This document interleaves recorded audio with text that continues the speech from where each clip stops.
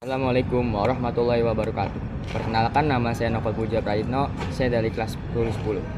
Hari ini saya ingin mengajak kita semua merenungkan satu perjalanan sejarah besar bagi agama Islam masuk ke Indonesia. Pertanyaan ini tidak hanya milik para sejarawan. Pertanyaan ini menyentuh dari jati diri bangsa, karena Islam membentuk budaya, moral, dan wajah masyarakat Indonesia sampai hari ini. Sebagian orang mengira Islam masuk ke Indonesia pada abad ke-15 ketika Kesultanan Demak berdiri. Tetapi menurut banyak catatan sejarah, termasuk catatan dinasti Tang dan rekaman perjalanan Ibnu Battuta, Islam sudah hadir jauh lebih awal, sejak abad ke-7 Masehi. Artinya saat Majapahit dan Sriwijaya berjaya, dan benih-benih Islam sebenarnya sudah tumbuh di tanah Indonesia. Lalu pertanyaan besar muncul, siapa yang membawa Islam ke Indonesia? Dari mana? Dan bagaimana ia diterima di masyarakat? Ada lima teori besar yang sering diajukan sejarawan. Teori Gujarat mengatakan Islam dibawa pedagang India pada abad ke-13. Kekuatan teori ini adalah bukti jejak dagang Gujarati yang luas. Namun kelemahannya, teori ini gagal menjelaskan mengapa Samudra Pasai menganut mazhab Syafi'i, bukan mazhab yang berkembang di Gujarat saat itu.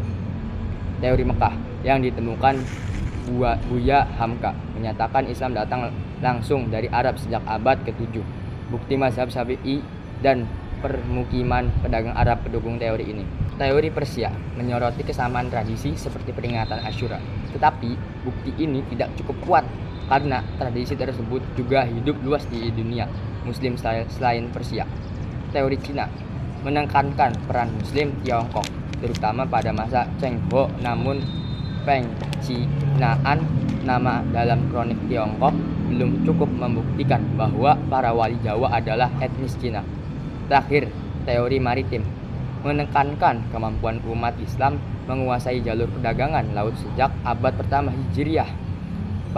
Pandangan ini logis karena Nusantara adalah persimpangan jalur perdagangan internasional. Setiap teori memiliki bukti tetapi juga kelemahan masing-masing. Inilah pelajaran penting. Sejarah bukan tempat untuk menerima informasi secara buta, tapi juga menguji bukti secara kritis. Maka kesimpulan terbaik bukan menentukan teori mana yang menang, tetapi menyadari bahwa Islam di Nusantara lahir dari proses panjang pertemuan antara peradaban antar Arab, India, Persia, Cina, dan masyarakat Nusantara sendiri. Islam tidak hadir menaklukkan, melainkan melalui perdagangan, perkawinan, pendidikan, kesenian, dan teladan akhlak. Lalu bagaimana Islam bisa berakar begitu kuat? Jawabannya adalah perilaku para penyebar Islam. Mereka tidak memaksakan kehendak, tidak merendahkan budaya lokal, dan tidak menebar permusuhan. Mereka hidup sederhana, gigih dalam perjuangan, menguasai ilmu dengan mendalam, produktif menulis, dan mengajarkan toleransi. Nilai-nilai ini membuat Islam diterima bukan sebagai ancaman, tetapi sebagai cahaya pembebasan. Hadirin yang saya hormati, kalau hari ini kita bangga menjadi generasi Muslim Indonesia, maka cara terbaik menghormati perjuangan para ulama bukan hanya menghafal nama mereka, tetapi meneladani karakter mereka. Yang pertama, mengutamakan ilmu.